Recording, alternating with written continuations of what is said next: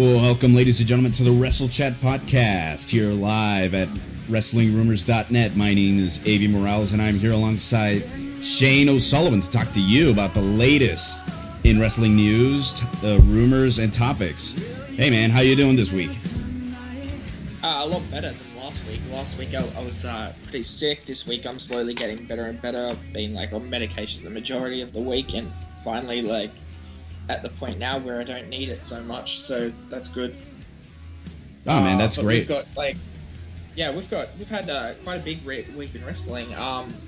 We were actually talking right before the show about which stories we should and shouldn't say, because there were a few more that we had in mind, but we ultimately have 8 stories to cover today.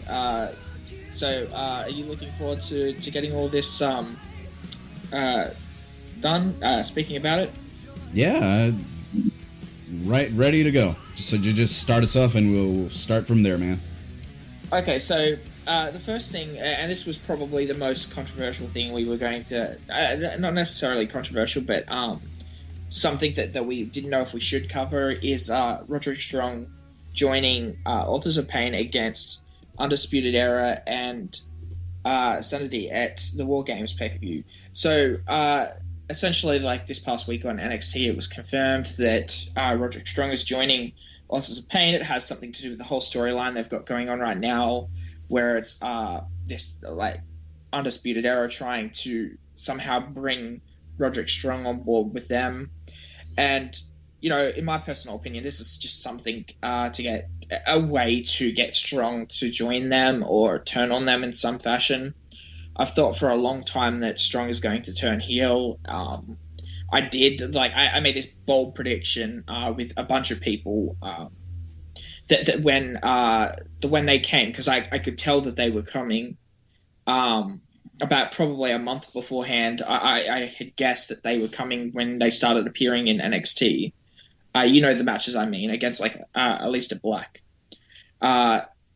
So basically, I thought that was going to happen, and I made the connections, and I was like, I think that this ultimately means they form a stable, and Strong joins them as a heel. And I want to get your thoughts on that, because that's my personal opinion. And just personally, him being with Authors of Pain in the first place just seems like a very, very odd choice. Not even just the face versus heel. They just seem like very different people. I mean, storyline-wise, I get what you're coming from, because there is the potential there that Roderick Strong continues to lose, and eventually he just decides that being with the Undisputed Era can guarantee him that pay for his family, because right now they've been very heavy with the fact that he's basically a family man and wrestles to provide for his family.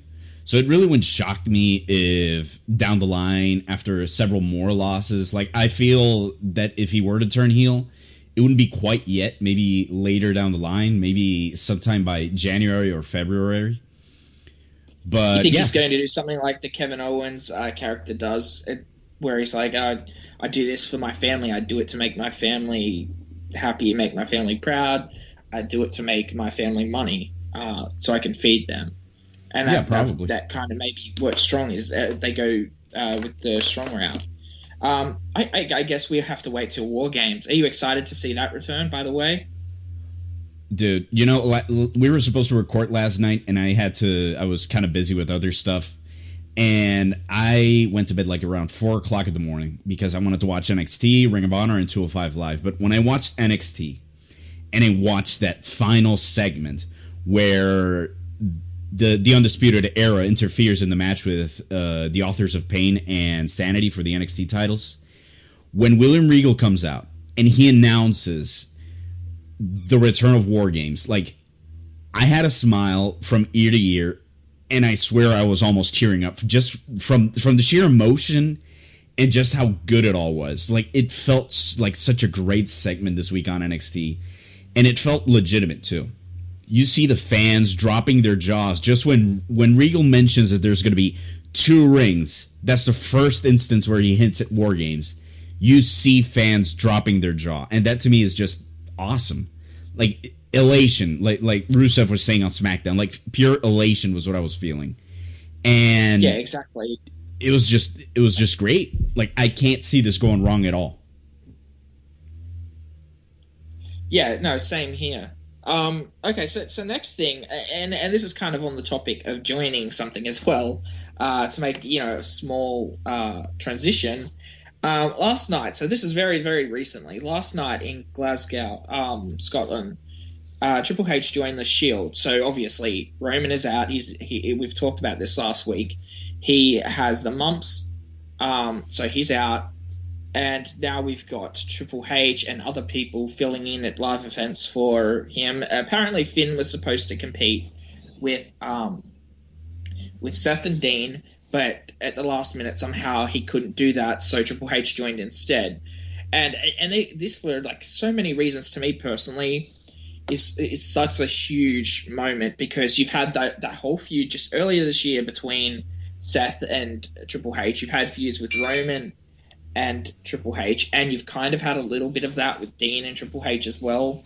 You had the whole Authority versus the Shield and the whole betrayal of Seth. So there's a lot of history going into that, and Triple H being involved in that match. Like, it was cool to see, and also, it kind of feels like it's strange, very strange to see. Like, I didn't expect, if anybody, it would be Triple H that joined. What did you think? I mean, with me, I'm fine with it. I mean, first of all, it's a house show, and, there's usually some weird stuff going on in house shows. We've had The Undertaker dashing across the apron in a silly manner at house shows. And, it's also an emergency situation. Like, you didn't have Roman Reigns, and I believe the reason Finn Balor didn't join Seth and Dean was because Bray Wyatt did recover, and so they went with the originally scheduled match. But, it being a house show, like, it's meant to be fun, and I guess the reason WWE promotes it is just to say, like, house shows are different and unique, so it's worth paying the price of admission to go to one of these shows, which I'm perfectly fine with. I agree with that for sure. It's not that I didn't like that he joined. It just seemed so out of character, you know what I mean? Like, it does seem really weird, but I guess in a narrative, if you're there, like, I love it. I'm so glad I saw that. Like, it for me was like a moment where I was just like, wow, this is why I love wrestling. And just seeing that, it was like, for some reason it was just like, I thought of all these things when I first seen it, the things I just previously mentioned about the whole rivalry thing, which is why I thought it was so cool to see.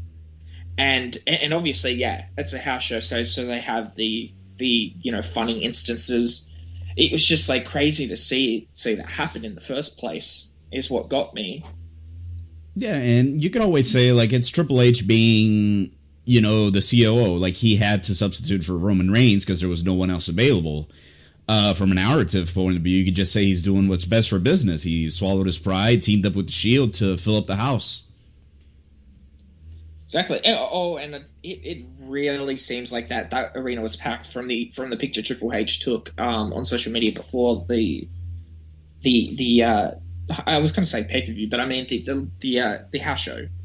And I also saw, and Dave Meltzer reported this too, as a side note, that there was talk of a Scottish pay-per-view called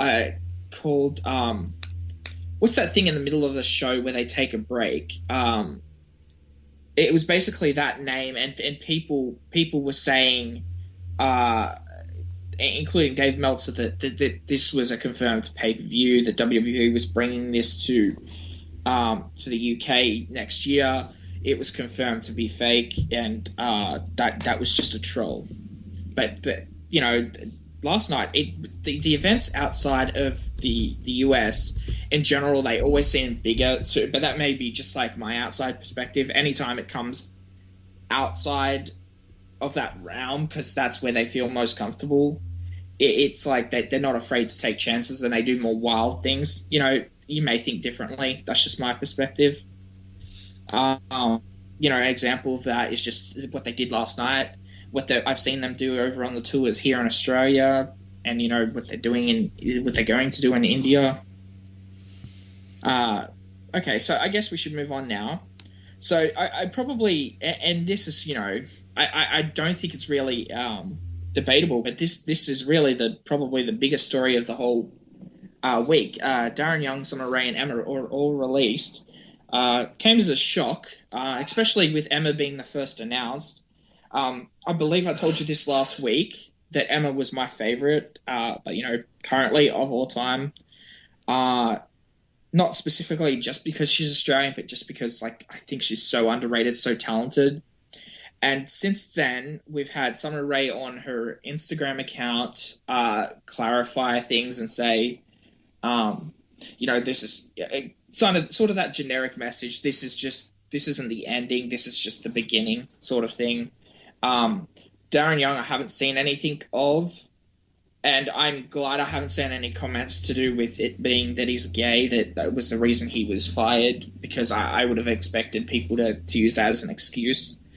And then Emma, she's tweeted the broken heart, and then she said, basically that same generic message again. It's just the beginning. She's changed her handle over to Tanel Dashwood, which is her real name. And apparently now it's being reported that the reason she was released is because she made a lot of enemies on the writing team due to her comments on social media. And for me personally, I really despise that. The fact that if that is true, and of course we don't know if it is, it's just what people say. If that's the truth, then she was fired for speaking out and giving an opinion, which I completely disagree with. I think if you're unhappy, you should be able to discuss it. You should be able to try and get people behind you. Isn't that your job? And if she was fired for something like that, I think it's just absolutely atrocious. Maybe it was just that they wanted to cut people. It's not like they have a lot of people on Raw or SmackDown in the women's divisions anyway. So I couldn't see why they'd want to do that. And Summer is obviously healing from an injury that I heard from her last week that it is still extensively bad, to the point where she could be out for months still, even if she were to return. So what are your thoughts on all three of them being released, and specifically with Emma and the whole discussion that it may have been because of her post on social media, give Emma a chance? Well, I'll start with Darren. With Darren, the whole, he's homosexual and all that, clearly that's not the case, because when he first announced it, WWE was full on board behind him, pushing him. The truth is, he just really didn't have a place on television at this point. There is a roster of very talented people, and unfortunately, Darren Young just did not stick out, regardless of, his sexual preferences, etc. It's just a matter of we just have better people hanging around. At the same time, in recent years, when WWE would release talent, they would be released from NXT when they were still in the Performance Center. Word of mouth is that they have determined that that is pretty, how could I say it? Not very proactive. You're releasing a bunch of students who haven't really proven themselves. Whereas now what we're seeing is they're releasing people who have had tenure in WWE in the main roster and just haven't stuck around well. Darren Young is sadly one of those people. He had a gimmick recently where he was with Bob Backlund. The whole make Darren Young great again just did not go anywhere. So he was released. When you look at Summer Rae, she is a talent who at first was eyeballed because of her looks. And, she tried to transition into the ring. It didn't exactly pan out well. She also suffered a lot of back issues because of... she used to be a football player before she came to the WWE. I think it was a bikini football player or something like that. So she had a lot of baggage coming in physically. And it's caught up to her. And it's gotten to the point where she's been 2 years without competing. And, well, unfortunately, there's not much we can do about that, or WWE can't do much about that, so unfortunately she was cut. Now, Emma's the one that does shock me, like you were saying. She's been prominent on television. She has been, pulling her weight as far as, being given a character and getting it over. It doesn't surprise me, though, that she was released because of creative, because, let's face it, WWE is a very petty place. And the moment she made those tweets months ago about give Emma a chance, like right away I said she was doomed. And right after, she was losing in minutes on Raw.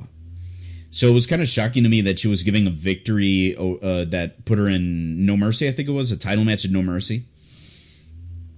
And, you know, at the end of the day, like, it just came out, like, yeah, she was released. And lo and behold, like, it doesn't surprise me at all that it is because of creative. Because the second you criticize creatives, like, they have pretty much full control, and it's really up to Vince McMahon at the end of the day if he allows these people to have that control.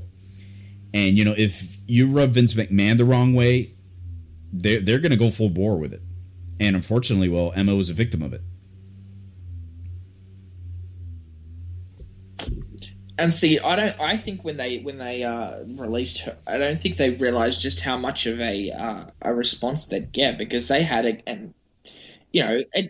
compared to everybody else that was released, I feel like Emma had the most outpouring amount of support, because whereas I've been a fan of Emma for, since she started with NXT, I obviously didn't know her before. The independent industry over here in Australia isn't that prominent. Anyway, so when she got to WWE, I became a fan very quickly. I've been a fan with her this long. People in the last, kind of 6 months to a year have really started to get behind her, sort of like they have it with Alexa on the main roster. Because back on NXT, I can tell you from the people I spoke to, she had very few fans. Now all of those people are fans. And so Emma in the past 6 months to a year has went a long way to making herself a valid performer in the company that people care about.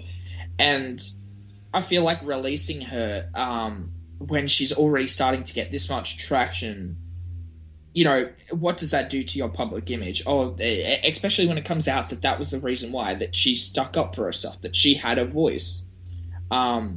And also, they're in the United States, and also I always hear this thing about, freedom of speech. You're allowed to speak about, what you believe and what you truly think. So I kind of find it ironic that she was fired. This is the truth for that very reason. She didn't even necessarily say anything bad about the company besides, give Emma a chance, which arguably she does deserve. Well, here's the thing. When you remember the whole Emelina thing, like, they were giving her a character that they wanted to pitch to her, and she wasn't executing it like they liked it. So eventually they just scrapped it and went back to Emma. That right there, in a way, is kind of like saying, like, you don't want to cooperate, even though probably she was trying her best to cooperate. So there is that sense that she was... That she did, but it's something that just... It wasn't. It was like fabricated. It was like trying to make Ric Flair Hulk Hogan. You know what I mean? Pretty much, yeah. Trying to take somebody and make them somebody that they're not. That gimmick would have fit somebody like Lana, Summer Rae. It wouldn't have fit somebody like Emma, and I could tell that from the very start. She's not the type. She's more of like a badass, cocky person. And if she's going to be face, she's a lovable person with the bubbles and then, party, and she just wants to have fun. I'm glad they gave it a chance with her. Like, I really liked the idea that she was going to get a push, because that's what I assume the Emelina thing would have led to. Although, granted WWE's history with that sort of gimmick, I kind of had half of a mind to believe that it wouldn't have been. Anyway, with all this said, it just kind of feels ironic that WWE would fire her for something like that, release her, whatever they want to call it. So we should probably move on, but that definitely upset me more than probably anything in wrestling this week. So Nikki Bella is potentially taking over for Daniel Bryan when his contract expires, which is in late next year, I believe. It was teased on Total Bellas, I believe, near the finale. And this was probably one of the biggest articles we've had on our site this week. We've had a lot of people, giving their opinions. Majority seem to not like the fact that Nikki Bella could potentially have that position. I'd argue, to her having that position, she has been with the company a long time. She's been through a lot. She's evolved. She, for many women, she's a role model. Obviously people, have their own beliefs. Not everybody will cater to everybody, but I think she definitely, if she can't wrestle because of these neck issues she's had, I think WWE sees that stock in her and the Bella brand. Thus the reason they have a Bella Twins YouTube channel, which is owned by WWE. I imagine that's probably a good decision. So, yeah, obviously it's not as good as having Brian as GM for some people. But Brian's being adamant in the fact that if he can't wrestle in WWE, he's going elsewhere. And I would rather see him as a part-time wrestler in WWE since Angle made his return, even just for a few matches, than see him go elsewhere, which I think is what WWE will probably end up doing because they can't risk losing Brian. And a good person to still take over for Brian is somebody that's in his family, which is Nikki. And I want to get your thoughts on it. Would you like to see Nikki take over, or would you rather see somebody else? And if somebody else, give me some suggestions of who you'd like to see. Man, that is kind of a tough one. I mean, if I'm being honest, Nikki just doesn't do it for me. The truth is, she's not a very good actress when it comes to promos at WWE. It's always weird. Even when she's genuine in how she speaks, she sounds very disingenuous. I don't know how or why she sounds that way, but that's just the way she's been portrayed in WWE the last few years. As far as being GM, I mean, who knows? Maybe she could click under that character. I wouldn't be 100% against it, but there's probably better people on the company right now that could take that role. As far as suggestions go, that, I really couldn't begin to say. Nothing comes off the top of my head right now. Yeah, because my thought process is they want to keep her employed, but they don't know what to do with her if she can't wrestle. She returned for that one match this year, but that's all. That's the only match, to my knowledge. You can correct me if I'm wrong, but that's the only match she's had this year, and she's already saying that match alone caused her more problems. So if they want to keep her employed, they want to make her do something to earn her paycheck. I feel like personally that's a very good decision.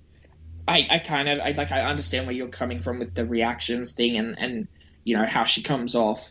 I think given the right character, because GMs can excel or completely fail depending on the person that does it. One of the reasons I'm iffy on Angle as a manager is because he doesn't feel serious whenever he makes an announcement. He just says something. Did you see him this week holding the phone? I didn't get to watch Raw this week because I had some problems with the company that owns the cable here in Australia. So I basically watched highlights of it. So I kind of seen it, but I might have missed some of it. But even just in general, it just feels like he is the type of person that will just laugh at something serious or have a smirk on his face, and then use the "it's true, it's damn true" line and be done with it. Yeah, and I feel like in a bossy, we've seen nothing of the real Kurt Angle yet since he came back to WWE.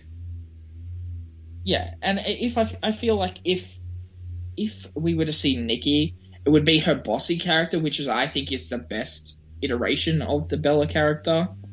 And when she's in as a bossy character, she just comes off as somebody cocky to me, and that's kind of what you want for her for a GM if you're going to have her. Also changes it up from a face GM in Daniel Bryan to a heel GM in Nikki Bella, which I imagine she'd come on as a face and then turn heel. Because I don't know why Daniel Bryan would, if he was the one making the decision, would put her on.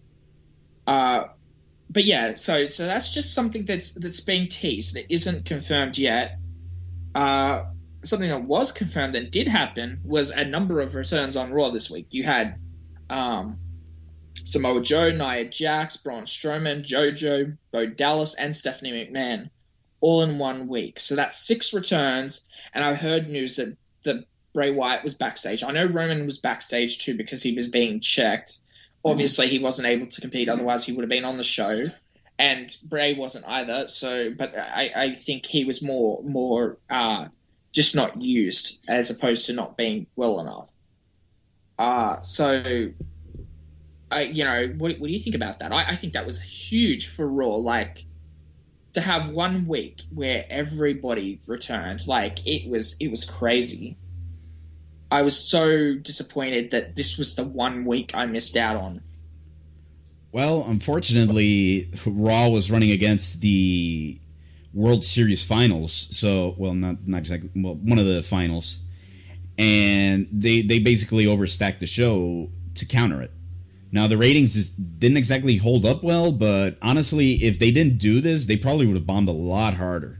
So I completely understand why they just pulled the trigger and threw everyone they had once they were available. Bray Wyatt, I think, returned, I think today in the European tour.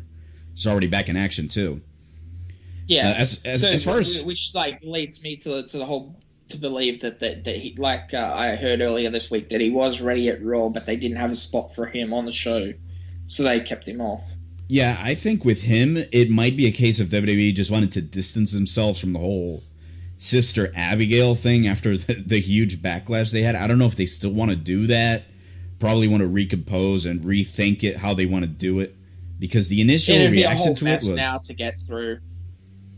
Yeah, like it was pretty bad. Yeah, I didn't mind it. Just seemed weird. Plus, I've always thought if there's a Sister Abigail, it has to be a real person, not like a demon version of Bray kind of thing. I think that's just quite honestly, and this is just my opinion, it's just dumb to have a Sister Abigail that's just Bray. Like it feels like she's an older sister sort of figure that passed away, and if I was to expect anything, I'd want to see like a somebody either from NXT or the Independents come to be, Sister Abigail for Bray, as opposed to Bray being Sister Abigail himself. But back to the returns. Strowman, we knew he was coming back. Jax, we kind of knew was coming back soon. Joe's being cleared. Bo and JoJo was sick, but we knew they were coming back. Stephanie, for me, was a big surprise. I didn't expect her at all. When I was told she came out, I was like, no, you're joking. Like, I expected if she'd come out at any point, it'd be around WrestleMania. Personally, I kind of hoped it stayed like that, but we got her. I don't know about you, but I'm just not a fan of Stephanie at all, especially in this segment. Like, the segment she had on Raw was... I love Stephanie. Sometimes I feel like, as a person, I love Stephanie. Like, the things I've heard her do is absolutely crazy. But, on camera, sometimes she's great. Other times she's just like, like, you could take or leave it, Sometimes I feel like they put too much value on her as, based on the fact that she is Vince's daughter, and that alone just, makes it awkward. She's great, but she's not. If she doesn't have the right thing to go off, it just looks weird. It feels awkward with her there. I seen a little bit of what she did on Raw, and it seemed fine from what I saw, but obviously you saw more than me, so you have the full picture. Here's the thing. Let me just put it here for you. She comes out, and after Kurt Angle has this big return at TLC, he looks like this triumphant hero, and then he suffers this invasion. Like, you feel for Kurt, you feel attached to Kurt, you feel something special is coming for Kurt, and it is in the form of him competing in Survivor Series. But then Stephanie McMahon comes out. She comes out to the ring, and she starts belittling him, calling him incompetent, being about it as insulting as possible. And to me, that just takes away so much of the specialness that Kurt Angle had just coming off TLC. Like, you had his return to the ring, and it was huge. And of course, 2 weeks later, he's just made to look like a nobody. And to me, that's just completely counterproductive. I mean, if that's the case, and obviously I didn't see the whole thing, but that kind of fits to her character and what I'd imagine she'd do. We want to be sympathetic for Kurt, and which is why they've made the whole thing as though you should be sympathetic to the people on Raw and mad at the people on SmackDown. SmackDown's invaded. Shane says it's because they want to make a name for themselves. Raw was the one that was invaded. And Kurt didn't know about that. Kurt shouldn't be blamed for that. And that's the thing. And now that Stephanie's come and honed that in, drilled that into you that oh, he's incompetent, he can't do this. They want you to think that because they want you to feel sorry for the people on Raw, sorry for the superstars that got beat up, sorry for Kurt, so they can get their redemption at the pay-per-view, which I think, you may see as counterproductive. I see it as it's working towards the goal they want, which I believe will ultimately mean a SmackDown loss at the pay-per-view. Well, here's the big flaw. Their revenge. Here's the big flaw I see in all of it, and it's the fact that, it's Kurt Angle. Like, he is one of the most intense, hardcore guys out there. And to see him just be, Stephanie's dog, basically, like, it's just jarring, really. Like, I don't feel sympathy for Kurt. I feel like you should just, I just feel angry at Stephanie and creative in general. Like, nowadays, like, with I don't know how to say it, like, so little casual fans, per se, like, it's very counterproductive to try to paint this picture that Kurt is being a sympathetic figure, because we know he isn't. Like, we know this guy, in the snap of a finger, he can be, like, the most badass guy in the entire company. So it's just silly to me that we have to feel sympathetic for him. Yeah, I mean, I guess I understand that. I'm sure if you ask Kurt himself, he'd explain the motivations behind the story. I guess if it wasn't as prominent, and if you're feeling like that, you're not obviously the only person that's going to feel like that. I imagine if you have that perception, a lot of people do. My perception is different to yours, but I can understand that a lot of people are quite honestly mad about something like that.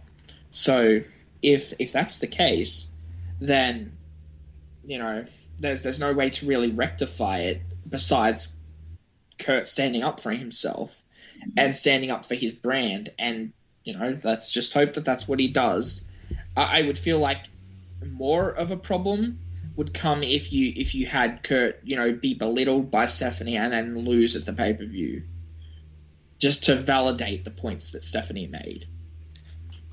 Okay, so the next thing do you want to move on to the next point? Well, I just wanted to add one small thing, like with Stephanie's segment, like, you already kind of had the whole Raw was taken aback by SmackDown invasion. It kind of makes Stephanie's statement on Raw a little unnecessary, because now you have basically a spoiler for the Survivor Series match. Like, now it's kind of very difficult for Kurt to lose. If he loses, like, he's going to look even weaker than what he already looked on Raw. I mean, yeah, as I said, it kind of depends. I feel like what we need to do now is just watch what happens over the next couple of weeks. How long is it till Survivor Series?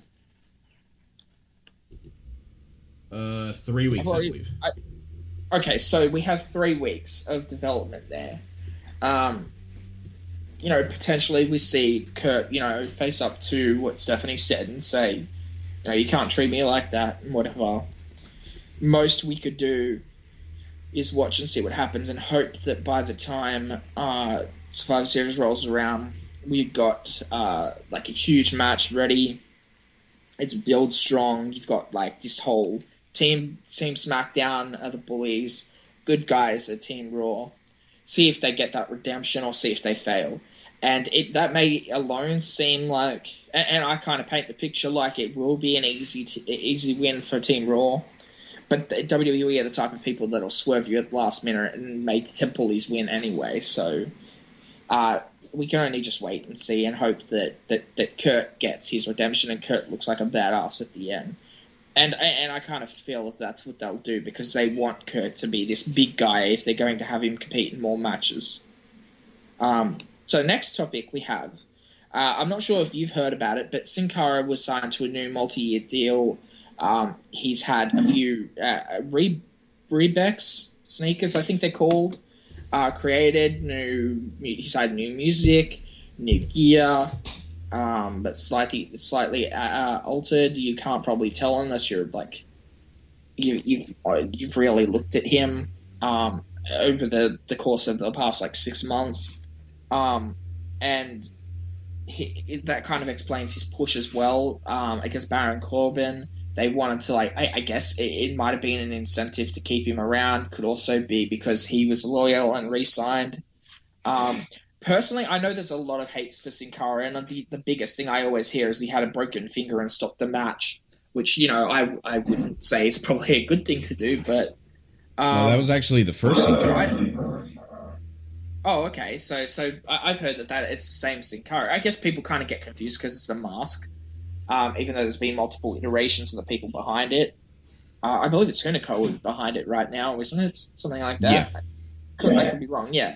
So, anyway, I've always liked Sin Cara personally. Like, I see no reason like why he shouldn't have signed. If anything, I would say, yeah, you really get nothing here in WWE. You could go elsewhere and probably become like...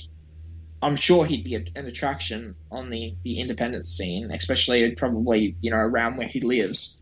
But I you know, as much as there is hate for him, you know, there's love for him, and I'm glad, you know, in my eyes, he re-signed.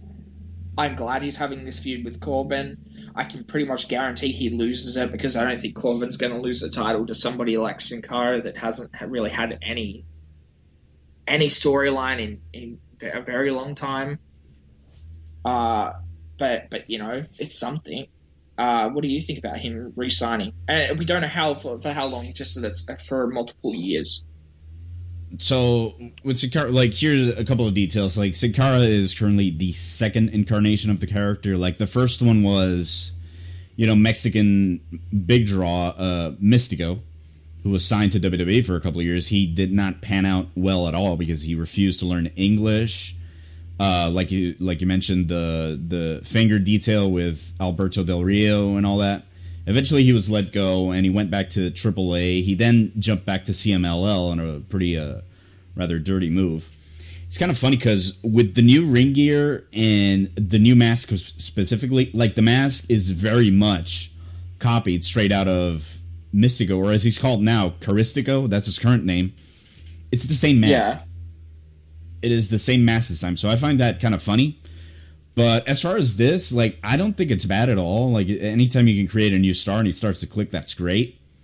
I just think it was kind of jarring the way it started. Because, you know, 1 week, Baron Corbin defeats AJ Styles clean. Like, probably the most popular wrestler in WWE today. And then the very next week, he's losing to Sin Cara in probably the silliest manner possible.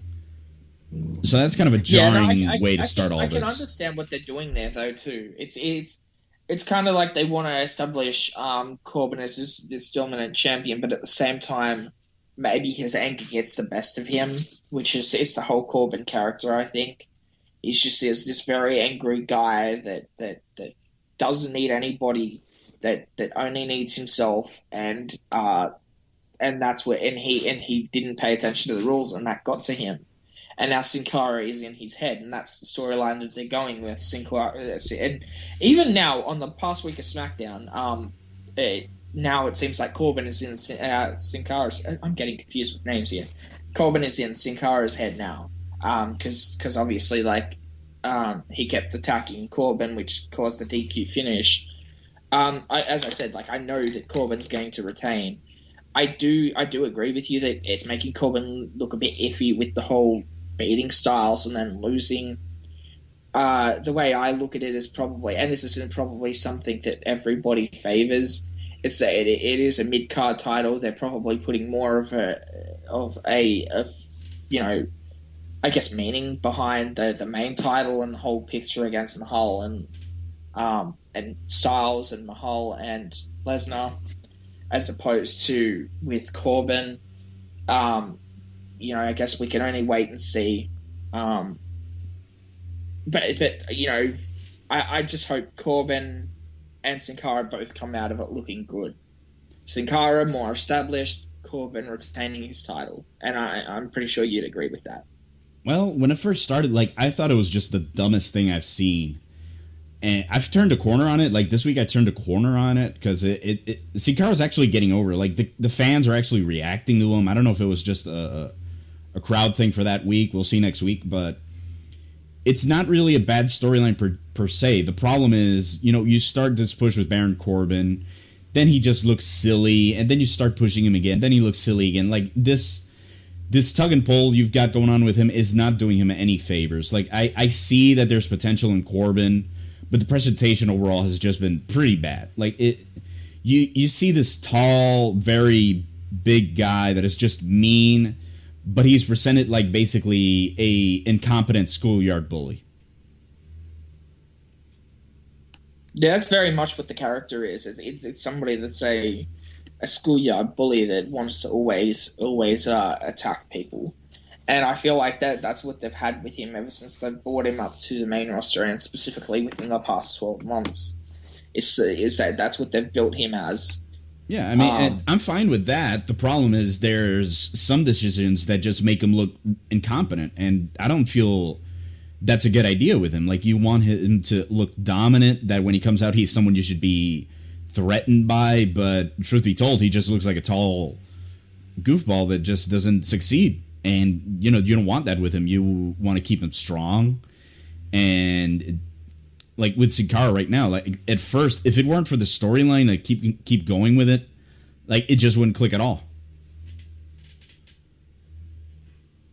Yeah, no, I completely agree. Like, it's that's just the kind of thing with WWE. Sometimes they don't understand what they have or what they should be doing.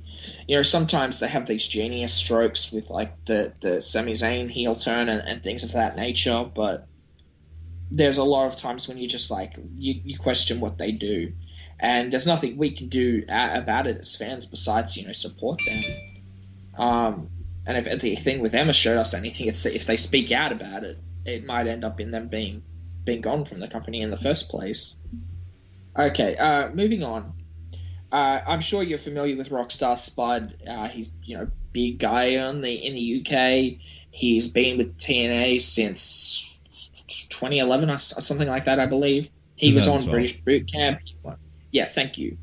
And he won British Boot Camp, or he was involved in it. I can't remember. It's been so long. Anyway, so he's now requested his leave about 2 to 3 weeks ago from the company. He's now he's obviously got his characters on his various iteration of characters that he does on the independents.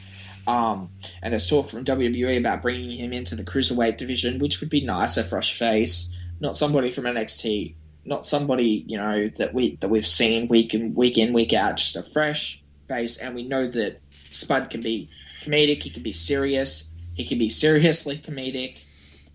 There's a lot to have there. And as a side note, with him coming in, there's been talk for the past couple of weeks, months even, about bringing Hideo Itami up from NXT into 205 Live. And they've reportedly already got plans for him if they decide to make that decision. So you've got 2 potential new stars for 205 Live. One of which is, arguably a fan favorite in NXT. I like him. I feel like he was great as a face, great as a heel. Now he's been plagued with injuries, which may be why they're, like, bringing him to 205 Live instead. And then you've got somebody that's been great in TNA. So with those 2 new additions, how do you feel like the Cruiserweight division will differ or will change? Will it improve, stagnate still, or get worse? I know there's going to be some. I can guarantee that people aren't going to be happy Hideo is going there. But to that, I'd say, at least he's doing something. He hasn't been doing much, if anything, on NXT lately since he lost to Aleister Black. And, there's not much he could do in NXT. And if he goes to the main roster, if they're afraid he's injury prone, they're not going to give him much to do anyway. So if they give him the chance in the cruiserweight division, at least that he can make himself into something and potentially then go on to bigger, better things later down the road. So I'll let you talk now. What do you think? Well, 205 Live basically needs a defibrillator because that roster, like, now is when it's starting to feel refreshed after over a year. Now is when you start to get characters like Enzo coming in, Kalisto coming in. So any roster change is more than welcome because it's been the same 12 guys, like probably less than 12 guys since the show started last year. Like, the only new addition was Neville and Austin Aries, and they're both gone already. So, yeah, we need a refresh in that show badly. Hideo Itami could easily come in and fill Neville's shoes. Like, he's not going to be as good a promo as Neville, but he could still be that heel badass character that Neville portrayed. He could get injured, I guess. I mean, he has been injury prone, like you said, but, sometimes you can get over that and find success. So you might as well just throw your hat in and just go all out with Hideo in 205 Live. Like, I have nothing against that idea. As far as Rockstar Spud goes, like, he was amazing in TNA for 2015, I think it was, when he had a great feud with EC3.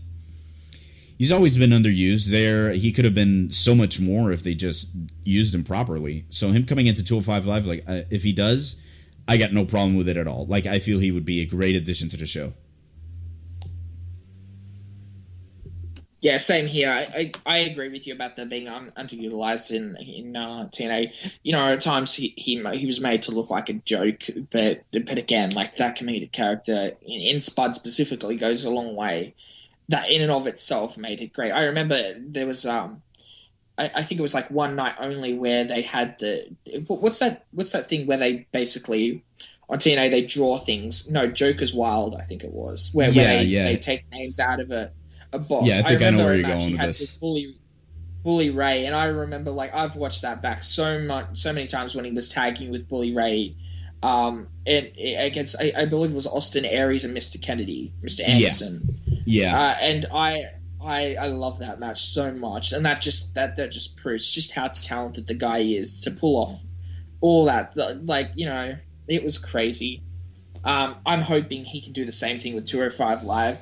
The way I see it is basically bringing in more names brings more interest into the division, and you seriously need that right now. You seriously need to make it something that the people want to watch. If I was to have it my way, I would say Cruiserweight shouldn't be exclusive to that show and to that brand, that they should be able to go wherever they want, do whatever they want on Raw. Like, not specifically just for a Strowman squash, but, you could have, like, Mustafa Ali be squashed by Braun Strowman in a match, or you could have, Seth Rollins versus Drew Gulak or something. You get my point. Like, I don't think they should be exclusive. I think people like that are under that 205 pounds should be able to compete on the show as well. That in and of itself, I feel like, will make it more of a must watch because you're not being exclusive to that division, and you're still being able to do other things, and it gives people a reason to tune in if there's different names coming in that meet that quota that can compete there. What do you think about that? Yeah, the one thing you want to be careful with the Cruiserweights is to never portray them as weaker than the main roster. Like, you mentioned Braun Strowman squashing one of them. I personally would stay away from that because that's the last thing you want to do. I didn't mean that. I meant that as, like, an example. Like, that's not what I want. That's why I said, like, have Seth versus Drew. I was just an example because I feel like there should be no separation between Cruiserweights and Raw competitors. It should be completely, in sync. And not only the males, we've never seen a female compete on 205 Live, despite, I believe, every woman on the roster being under 205. So I would love to see some women on the show as well. Maybe that would diversify it, make people more interested. Why not get some of the women you've got from the Mae Young Classic that are just starting out to compete on that show?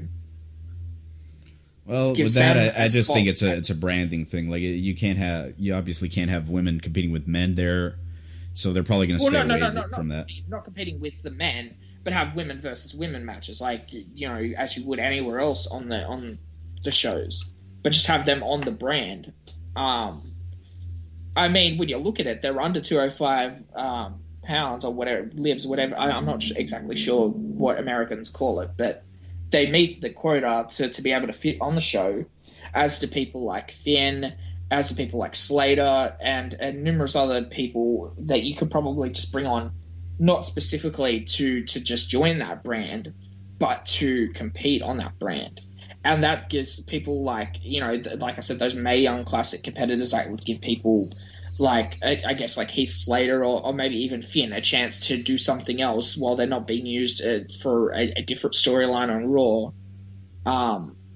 Just again, for something else for the characters to do.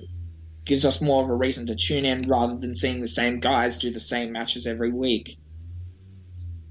Well, I think with that, it's a balance sort of thing. Like you want to elevate the show and not bring down the talent, which is probably the reason you don't see guys like Finn Balor on the show. Now, if you were to say for example, put Mustafa Ali on Raw against Seth Rollins and they have a killer match, that would be great promotion for 205 Live, definitely. So maybe you could have say an experimental where you bring someone from say Raw, like say Seth Rollins or Finn Balor, and you have them have one exhibition match on 205 Live. I think that would do great. I think that would be a good idea to kind of refresh the show, make it a little unique, and make it more of a standout show.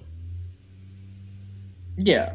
See, one thing I really liked, and this is kind of getting a bit off topic, but obviously the WWE have released and 2K have released a new WWE 2K18 video game, and on the universe mode, there's the option to create 205 Live. It's not pre-built into it, and so what I did to it on my game was I made it like my ideal 205 Live, and that is they've got the titles that for all of four main categories. They've got the main, they've got the side, they've got the tag, and they've got the women's. And that alone has, for me personally, just watching it, and obviously I had the limits that everybody has to be under 205, and that has made my game and the rivalries I've seen on that much more enjoyable than the actual 205 Live I watch. And that's not because the guys aren't talented. It's because that I've seen them compete against one another so many times that it's just it's like the same thing every week. Okay, so moving on. Io Shirai, does that name ring any bells to you? Yeah. Okay, so people earlier this year were absolutely frustrated, pissed off even that WWE did not sign her. They thought that maybe she wasn't good, that the WWE thought that she wasn't good enough, that she had back problems that people thought of, but they thought they didn't warrant her not being signed. But it came out that the real problems, the real reason she wasn't signed was because doctors told WWE not to sign her. Her heart problems were to an extent that they didn't see it would be, feasible to have her there. They'd be liable if anything happened to her, and they'd be afraid of that. So they'd want to protect their competitors. I don't think they'd necessarily sign somebody that has those problems. Given all these lawsuits and stuff that they have, it would be difficult for them to want to bring somebody in that has a history of problems or has any concerns. So back alone, I could see them saying no for, and that being a legitimate reason in and of itself. But to couple that with the fact that she has heart problems, that's a whole nother layer. And the heart is obviously the key organ in your body, one of them. And I feel like one bad move and that could cause a big problem with her. So I feel like WWE were in the right not to sign her. Potentially she could have got those issues resolved, come back when she is ready. She's competing in Japan again. She could always come back if all those things are cleared up. What is your thoughts on the situation and her not being signed, if she should ever come back? I mean, I'm fine with her not signing. Like when she and Kairi Hojo, or Kairi Sane as she's called now, were gonna come into WWE, like there was a real concern that Stardom was gonna lose a lot of their stars because of it. Like their main draws were gonna be gone. So I think it's from a balance point of view, like I think it's great that Kairi Sane can come to NXT while Stardom keeps Io Shirai, the other one of their main stars, to kind of like keep that balance and not really lose their momentum as arguably the top women's promotion in the world right now. As far as her health concerns go, like I'm not sure what exactly her condition is. Like it might be something small that just worries WWE just enough that they don't sign her, but Japan sees that it's still something workable. I don't know exactly the details behind that. I do worry that maybe she should take time off to fix it, but you know, it's the usual Japan thing of just pressing on and you know, warrior spirit and such. She could come back to WWE.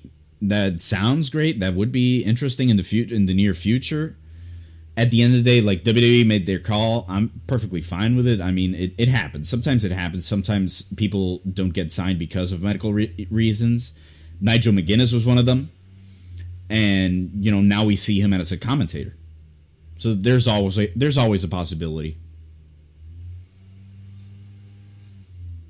Even if she did, I don't think that would happen, you know, anytime soon. Like, I think if she were to come back, it wouldn't be for like another at minimum 12 months to 3 years. And then, you know, again, that's even if she comes back. Okay.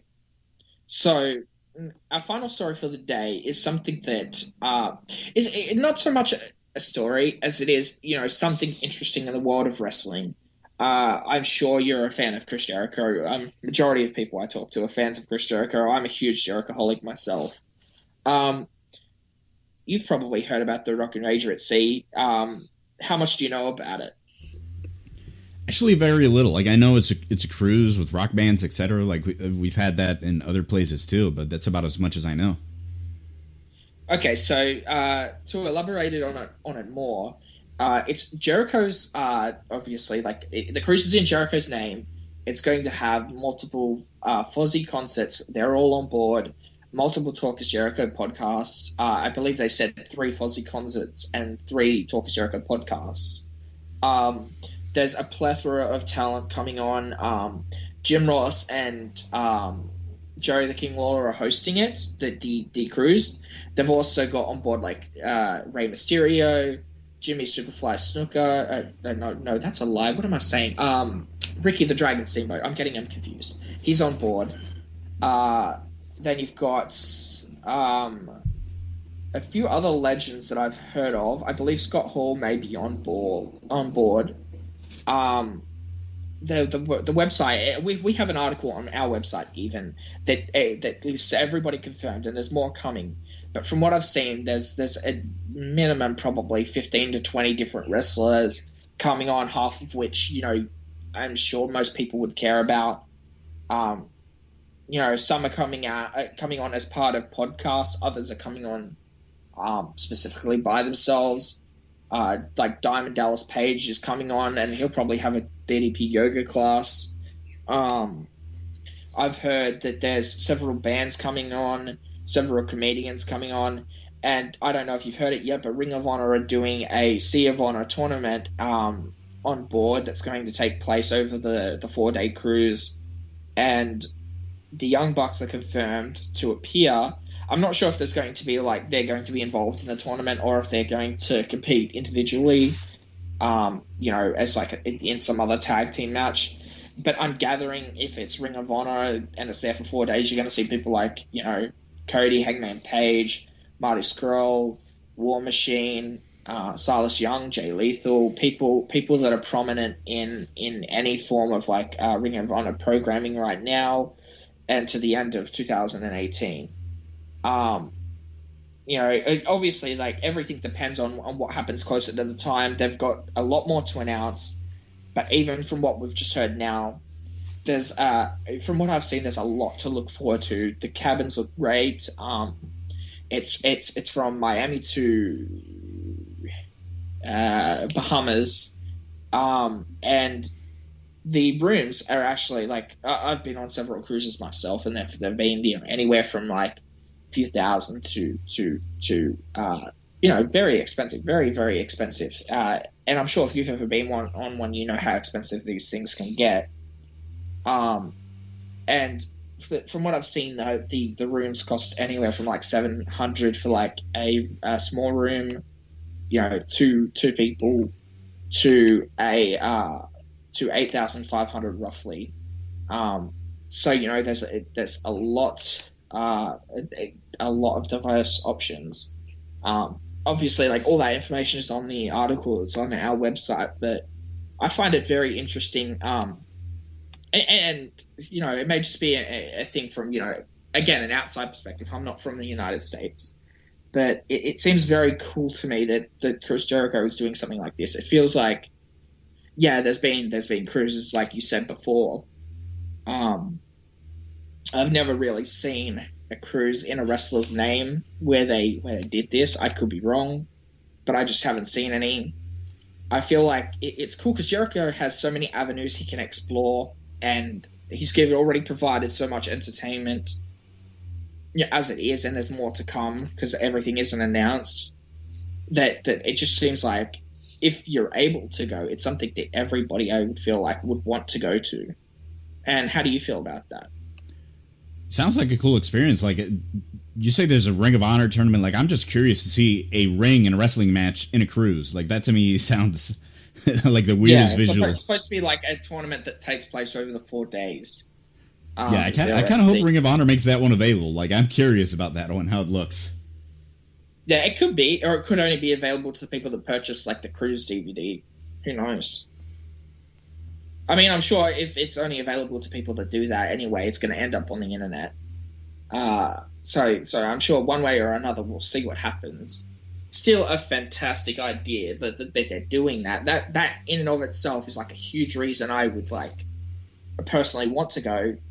And then obviously, since you have the wrestlers on board, just what not let alone there's wrestlers on board, but the fact that you can just randomly run into them, like you've got when you combine the wrestlers, the podcasters, the singers, the musicians, same thing, and the comedians.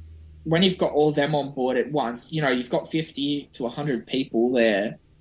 Potential over 50, I'd say at minimum. That are on board that have some notoriety to them. So, just imagine, walking the corridors and then, Rey Mysterio's right there eating or having a conversation with somebody, and you could just walk up and talk to somebody that you've probably watched or looked up to for years. And that's something in and of itself that I find, amazing about the potential of this cruise. Yeah, it sounds like a load of fun. Like, if I had the money, I'd definitely go. But see, I would. But then my girlfriend doesn't like water and stuff like that. She doesn't. So I'm like, probably can't do that. So, but at the same time, like I'm excited to even if I wasn't to go on, I can imagine people that are on there are going to be tweeting out pictures, videos. There's going to be news coming out all the time from people on the podcasts and people that are on the board. There'll be a lot to see. And I'm sure it'll be amazing. Even if you don't go on, you're still going to experience some of what they experience. Yeah, sounds like a world of fun. All right, so that's pretty much everything. So to recap, we have Roderick Strong joining Authors of Pain, and they'll be facing Undisputed Era and Sanity at War Games, which is in a few weeks. Then you have Triple H joining the Shield for one night only in Glasgow. Darren Young, Summer Rae, and Emma are all released now. Emma is reportedly having been released because of comments she made on social media, which made her enemies on the creative team. Nikki Bella is potentially taking over for Daniel Bryan when his contract expires as GM of SmackDown Live. We had Joe Strowman, Jax, JoJo Bo, and Stephanie McMahon return on Raw. Sin Cara's signed a multi-year contract with the company, which explains his push against Baron Corbin. You've had Hideo Itami and Rockstar Spud potentially going to 205 Live. Io Shirai, real reason she's not signing with WWE is because of her heart problems. And then finally, we talked about the Rock and Rager at Sea. So that's everything we've covered today. Is there anything you'd like to go over before we end today? No, I think we're good. I think that's it for this week. Like, it's been a pretty notable week. But other than that, I think we're good. I don't know if you want to plug in your social media and all that before we head out. Okay, so for usual, you can always find me at SOSNH1995 on Twitter. And again, stay tuned to the site for stories. And that's basically mine. So what are yours? Well, as far as me, I'm always around in Facebook. I actually created a blog this week for purposes of the show and other English ventures. I am at... Oh, yeah, I saw that. It looks very interesting from what I've seen so far. Yeah, I just got to start working at it a little more. I am at AB Morales, a blog about wrestling, anime, and games. And I'll be posting mostly about wrestling, but also other stuff I watch, mainly games and anime. Like, I'm also on Twitch, AB Morales 787, playing video games whenever I got the free time to do so. And if you by any chance listen or read and speak Spanish, I'm also at impactoestelar.com, which is my main pro wrestling venture. And that's it for me, at least, with social media. All right, so I think that's about it for this week. So again, to the people listening, this is something that we're still working the kinks out of, making sure we improve every week. It's a journey, and hopefully you'll stick around for what we do and for the weeks to come. Yeah, and until next time, thank you very much for listening, guys, and we appreciate the support. Thank you.